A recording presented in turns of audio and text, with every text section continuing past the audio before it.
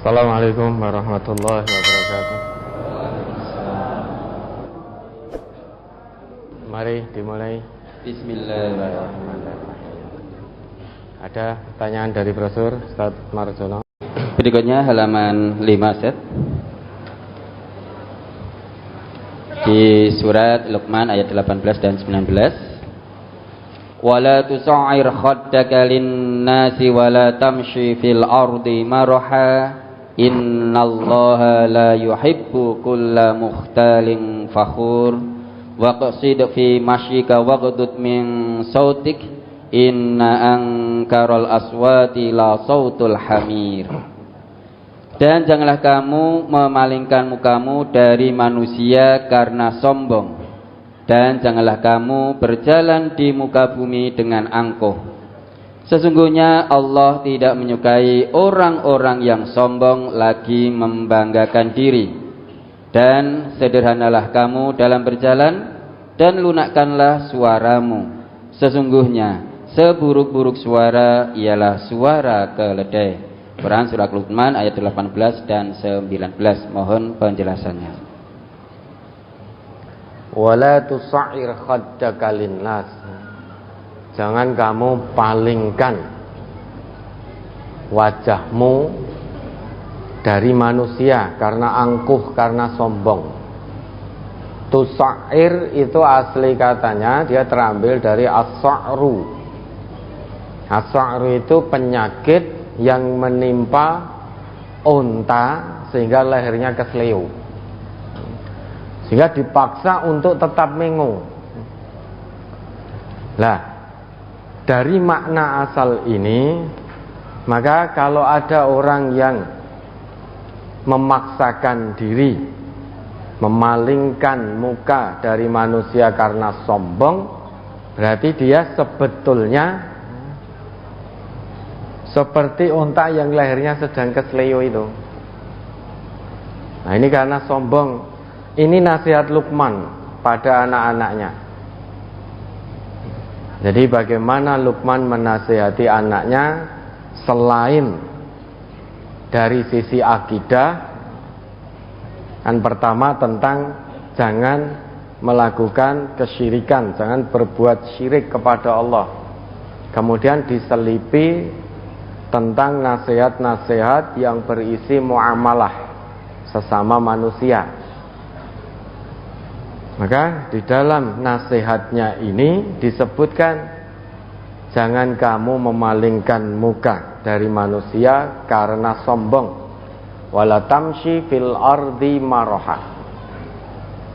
Innallaha la yuhibbu kulla mukhtalin fakhur. Karena sesungguhnya Allah itu tidak menyukai orang yang sombong lagi membanggakan diri. Dalam ayat itu ada dua hal yang dimurkai oleh Allah, yaitu mukhtal dan fakhur. Mukhtal itu kesombongan yang terlihat dari perilaku. Jadi kesombongan yang terlihat jelas dari perilaku maupun perbuatan, itu mukhtal. Adapun fakhur itu kesombongan yang terdengar dari ucapan seseorang, itu fakhur. Maka dua hal ini sangat dimurka oleh Allah, tidak dicintai oleh Allah. Baik sombong dengan perbuatan, merendahkan orang lain, maupun sombong dengan ucapan. Salah satu saja kita miliki, maka Allah tidak mencintai. Misalkan ucapan kita santun, namun isinya kesombongan, meski dengan bahasa yang santun, dengan bahasa Jawa kromo misalkan, namun isinya sombong, itu Allah tidak suka. Atau sombong dengan perbuatan. Salah satu saja ada pada diri kita, baik sombong dengan perbuatan ataupun sombong dengan ucapan, itu saja Allah tidak suka, apalagi sampai terkumpul dua-duanya. Biasanya orang yang sombong itu Dia akan membanggakan segala hal, termasuk yang bukan miliknya saja akan dia bangga-banggakan. Mukhtal itu berasal dari khayalan. Jadi orang sombong itu sebetulnya sedang mengkhayal. Orang sombong ingin menunjukkan kekuasaannya, ingin menampakkan kekuatannya, ingin memperlihatkan kekayaannya. Hakikatnya semua itu bukan miliknya. Baik kekuatan, kekuasaan, kekayaan, itu hakikatnya bukan miliknya. Hakikatnya semua itu milik Allah. Makanya dia mengkhayal. Orang yang sombong itu mengkhayal, ya. Dulu Fir'aun sombong dengan kedudukan, mengkhayal dengan kedudukannya, dengan kekuasaannya, seolah-olah kekuasaannya itu bisa abadi. Qarun sombong mengkhayal dengan hartanya, seolah-olah hartanya itu akan abadi, tidak akan musnah. Seolah-olah dia akan abadi dengan hartanya, maka mengkhayal, mukhtal. Haman sombong dengan ilmunya, itu mengkhayal. Semuanya ini hakikatnya milik Allah, bukan punya kita. Kita ini hanya dititipi, maka jangan mengkhayal. Segala sesuatu yang hakikatnya bukan milik kita, jangan kita sombongkan, jangan menjadikan kita sombong. Manusia ini tidak punya apa-apa. Manusia ini hanya dititipi oleh Allah. Maka jangan mengkhayal yang menyebabkan khayalan itu menjadikan kita sombong, baik dengan kekuasaan, jabatan, dengan harta maupun dengan kekayaan. Dan sombong itu ada dua hal: sombong perbuatan, sikap, tingkah laku, maupun dengan ucapan. Kalau dengan perbuatan, sikap, tingkah laku itu disebut mukhtal. Kalau sombong dengan ucapan itu disebut fakhur. Salah satu bentuk kesombongan ini ada pada diri kita, Allah tidak suka. Apalagi sampai terkumpul dua-duanya, sombong perbuatan, sombong ucapan. Biasanya manusia itu kalau perbuatannya sombong, ini biasanya ucapannya juga sombong. Kalau ucapannya sombong, biasanya perbuatannya juga sombong. Maka dua hal ini dinasihatkan Luqman kepada putra-putranya. Kemudian nasihat berikutnya, waqsid fi masyyika. Sederhanalah dalam berjalan. Ojo terlalu cepat, jangan terlalu lambat. Sehingga sederhana dalam berjalan. Tidak kemerungsung, ya ora alon-alon banget sehingga menghabiskan waktu. Ini dalam kondisi normal loh ya. Kalau sedang sakit, ya itu beda kondisi. Kalau kondisi normal, ya, jalan itu jangan terlalu terburu-buru, jangan terlalu ngintik kemerungsung, ya, dan jangan pula terlalu pelan sehingga menghabiskan waktu. Kemudian waghdud min sautik. Waghdud min sautik, rendahkan suara, tahan suara. Waghdud itu aslinya dari al-ghad. Al-ghaddu. Al-ghaddu itu penggunaan sesuatu tidak dalam kondisi maksimal. Itu al-ghad. Jika ini kata al-ghad ini dilekatkan pada mata, pada penglihatan, maka ada istilah ghaddul basar. Jadi penglihatan kita ini kalau Kondisi maksimal bisa kita gunakan untuk melihat ke kanan, ke kiri, ke depan, dan ke belakang. Namun orang yang beriman diminta oleh Allah, diperintah oleh Allah menahan penglihatannya untuk tidak digunakan dengan kadar maksimalnya, sehingga tidak semuanya dilihat. Maka ditahan pandangannya. Kalau orang yang tidak beriman pada Allah, matanya, penglihatannya akan jelalatan kemana-mana. Karena fungsi penglihatannya hanya untuk melihat, fungsi matanya. Orang yang beriman itu fungsi matanya bukan hanya sekedar untuk melihat, yaitu melihat yang baik-baik, menurut Allah begitu. Maka jangan gunakan secara maksimal sehingga jelalatan kemana-mana. Maka ghaddul basar, tahan pandangan. Begitu pula suara, waghdud min sautik. Maka jangan teriak-teriak sangat keras sehingga terdengar seperti teriakan atau siulan keledai. Yang pernah lihat keledai? Pernah mendengar keledai itu menjerit gitu? Nah, dereng, nanti lihat di YouTube itu. Lihat di YouTube, keledai itu kalau menjerit, suaranya tidak enak didengar, memekakkan telinga. Siulan keluar dari teriakannya itu, jeritanya itu siulan yang sangat tidak mengenakkan. Kemudian sesudah siulan itu berhenti, akan kita dengar tarikan nafas yang sangat buruk.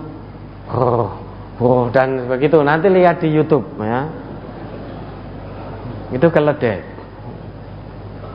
Maka inna angkaral aswat la sautul hamir. Sesungguhnya seburuk-buruk suara adalah suara pakian, teriakan, siulan keledai. Maka orang beriman bersuara itu dengan sederhana, tahan suaranya. Jangan berteriak-teriak gak karuan seperti ketika keledai mengeluarkan siulannya. Itu sangat buruk, didengar tidak enak. Sesudah selesai maka kita akan mendengar tarikan nafas keledai yang sangat buruk. Nah, tentu kita tidak boleh seperti itu.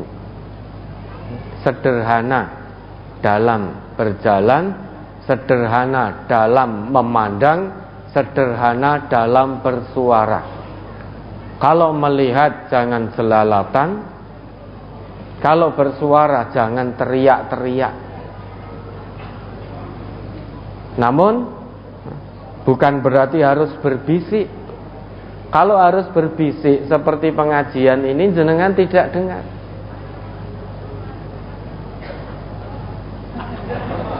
Mireng badan, badan mireng. Artinya tidak boleh teriak-teriak yang melampaui batas sehingga seperti suara keledai.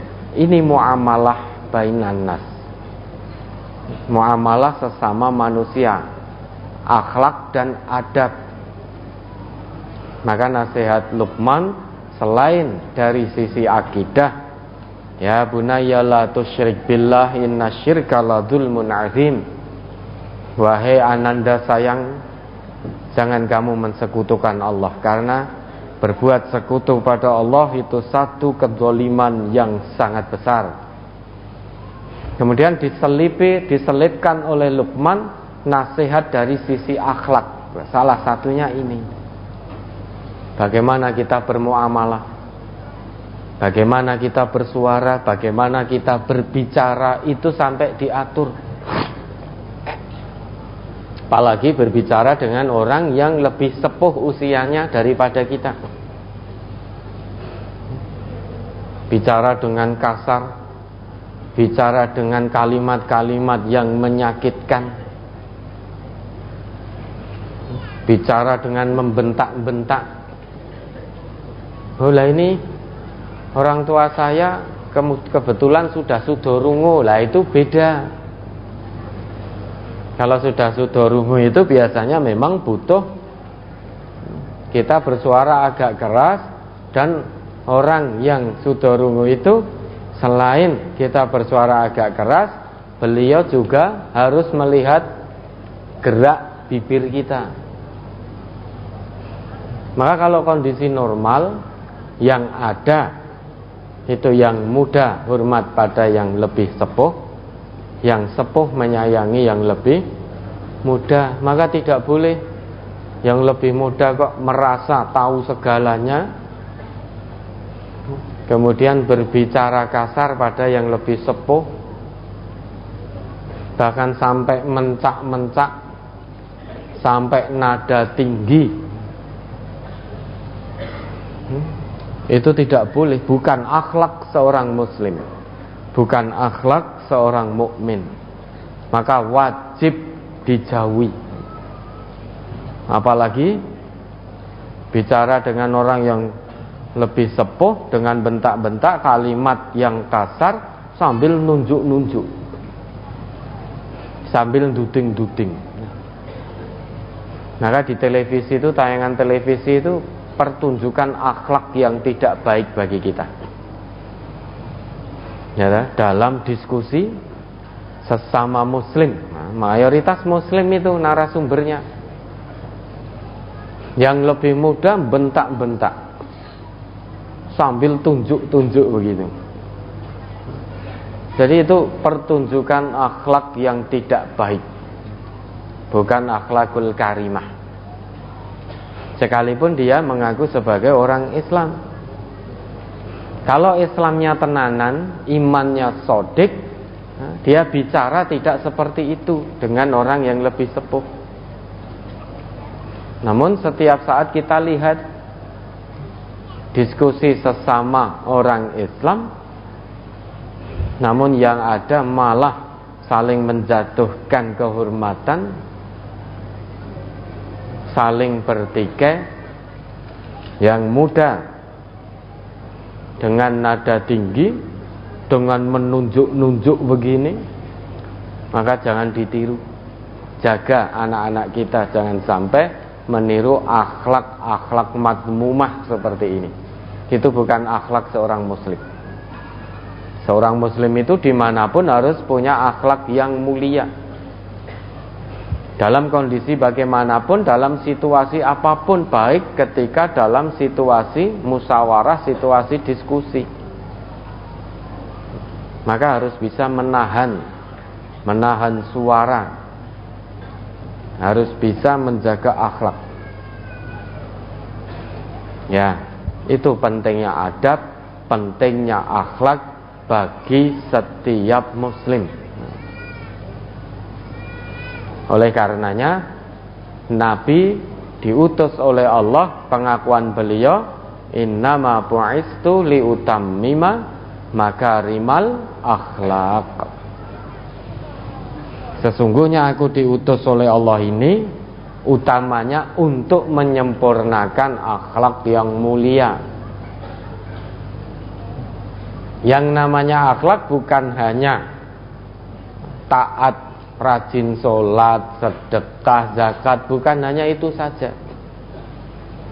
Karena dinullah ini, agama Allah, bukan hanya meliputi sholat, zakat, haji, umrah, puasa, bukan hanya itu saja.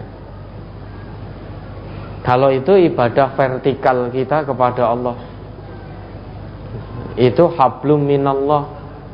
Sedangkan orang yang bertakwa itu tidak hanya sebatas hablum minallah, namun juga ada hablum minan nas. Sekalipun hablum minallahnya baik, namun hablum minan nasnya tidak baik, maka dia juga tidak termasuk hamba Allah yang bertakwa. Begitu pula sebaliknya, meski hablum minan nasnya baik, hablum minallahnya tidak baik, maka dia juga bukan hamba Allah yang bertakwa. Itu yang mengatakan Allah. Orang yang bertakwa, hablum minallahnya baik. Nanti bisa dilihat di awal-awal Quran surat Al-Baqarah itu. Orang yang bertakwa, hablum minan nasnya baik, ibadah sosialnya baik, muamalahnya baik. Nanti Bapak Ibu bisa lihat dalam Quran surat Al-Imran itu ayat 133, 134 itu.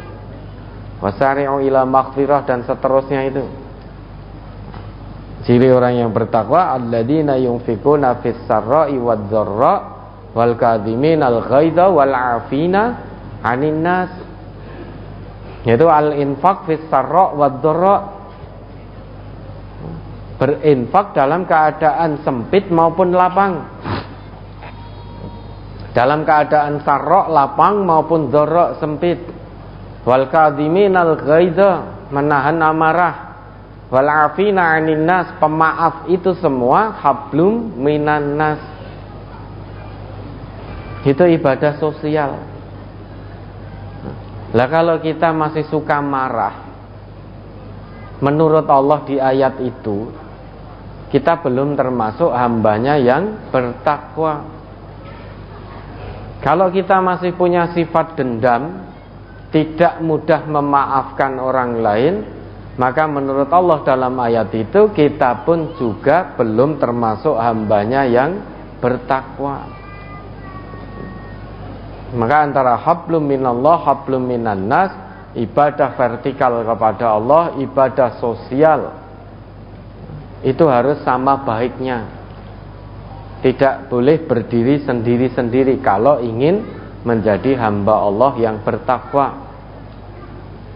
Untuk ibadah sosial dibutuhkan sopan santun, baik dalam berbuat maupun dalam berucap, sebagaimana yang Luqman nasihatkan kepada putra-putranya. Ya, ada lagi.